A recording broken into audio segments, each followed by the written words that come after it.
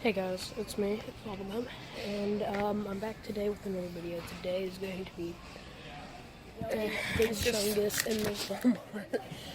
And yeah, alright, let's do it. Big Chungus!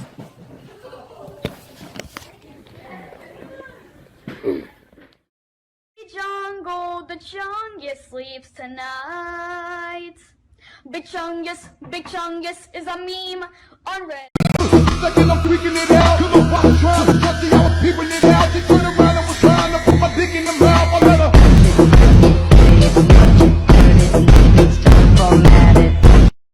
Only exist in the dark of my room. I can't ignore you. Do anything for you, lady. I do adore you. Just a reminder, you could be fat and hot at the same time.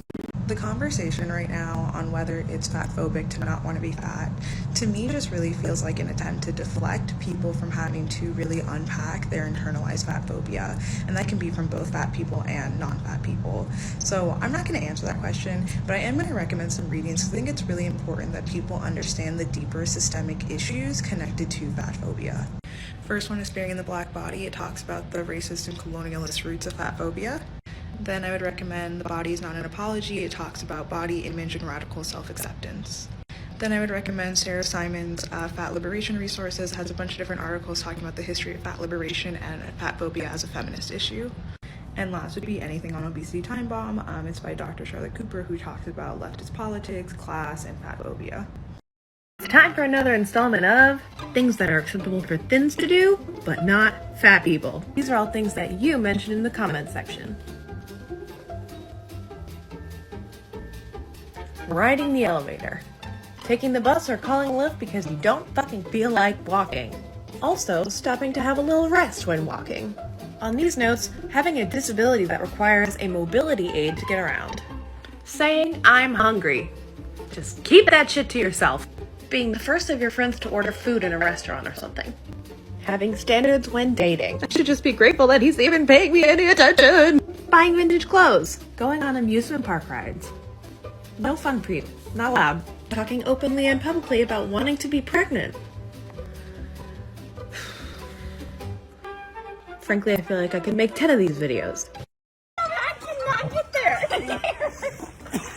Take my hand. Will you take Before I go, in his hand? the worse it gets, I'm not doing this on purpose. I know.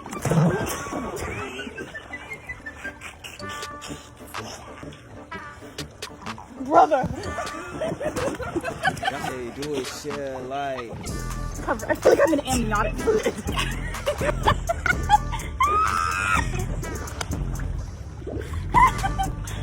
I feel like I'm breathing.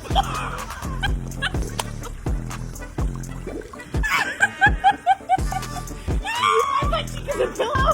Oh no.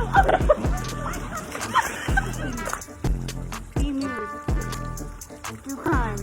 Alright, we've talked about the things you should do, now let's talk about the things you should not do if you want to be an ally to your fat friends. Don't criticize yourself by calling yourself fat, and especially don't do this in front of actual fat people. It's incredibly painful for your fat friends to see you use their body type as your measurement of failure.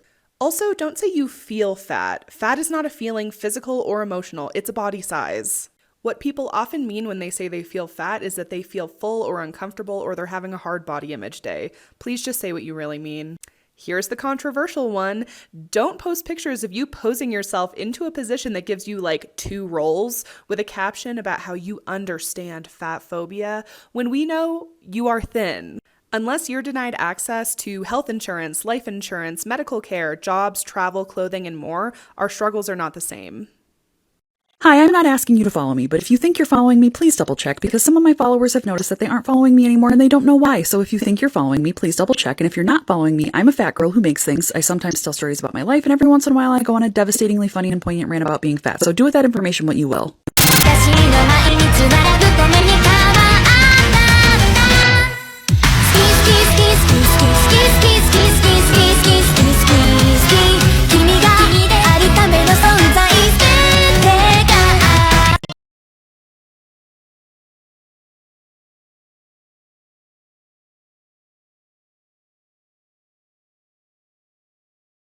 So, there are a lot of things in this world that thin people will never understand. So this is a series that I'm starting called Fat Shit Thin People Will Never Understand. And to start this series off, here's something that my older sister does that seems very fat-phobic. Enjoy. My sister's house, you see these goddamn chairs? I cannot fit in a single goddamn one of them. You see this bench? This is where I sit. It holds me. Some more of these goddamn chairs, okay? Okay? You see that plastic, thick, long chair that's wide? Yeah, my mom and I brought those here because she refused to buy bigger chairs for us. Because we don't fucking fit in these chairs. And she thinks we can. I'm gonna give you a little sample. Alright? The chair. Alright? The chair. I'm gonna put a towel in it because it's hot as balls. The chair. Ow. Yeah, this hurts really bad. Like really, this hurts so bad. Yeah, my sister goes, see, you can sit in it. Can I sit in it comfortably? No. It's just the flat out refusal to buy wider chairs. Or, you know, maybe chairs without arms. Because you see this? This hurts. It's just some bullshit that she'll never understand because she's been thin her entire life. Oh! Ay, sheesh, ay, ay, ay, ay.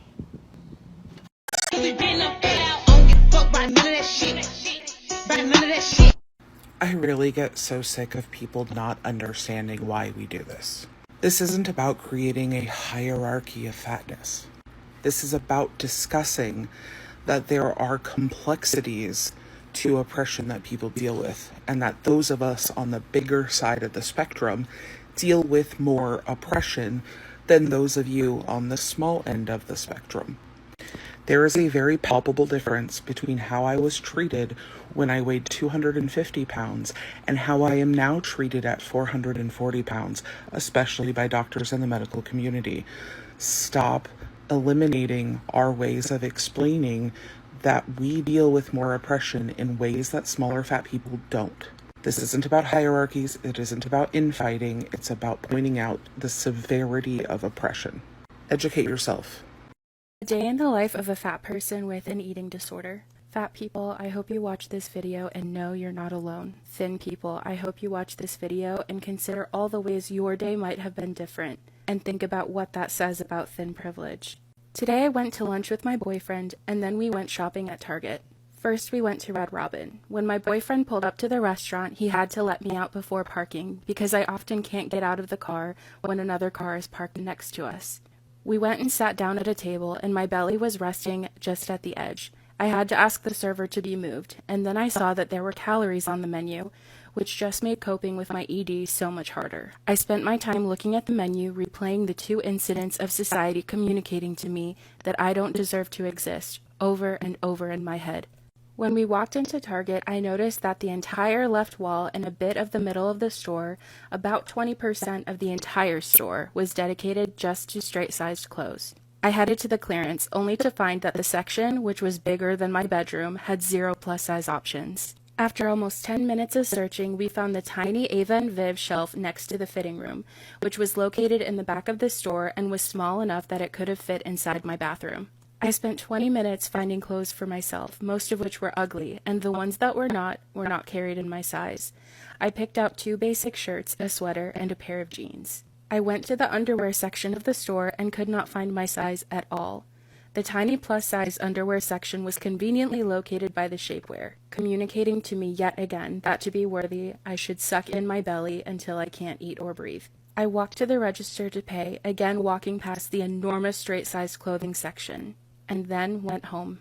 I was so exhausted, and I tried to relax by scrolling through TikTok, only to be confronted with videos by thin people body checking and reassuring themselves that they don't look like me, and labeling it body positivity. They justify this behavior with their eating disorders, which I also have, and which is severely impacted by their words and their actions. Trying on clothes and eating at a restaurant is difficult for anybody with an eating disorder, but it was made much more difficult by encountering messages over and over that my presence was not wanted, that in order to be deserving of existence, I should engage in disordered behaviors that are seen as a problem and an illness for thin people, but are a prescription for fat people. The phrase thin privilege does not mean that thin people don't have their struggles or that their insecurities are not valid. It means that universally difficult struggles for people with eating disorders are also a battle for fat people to even exist.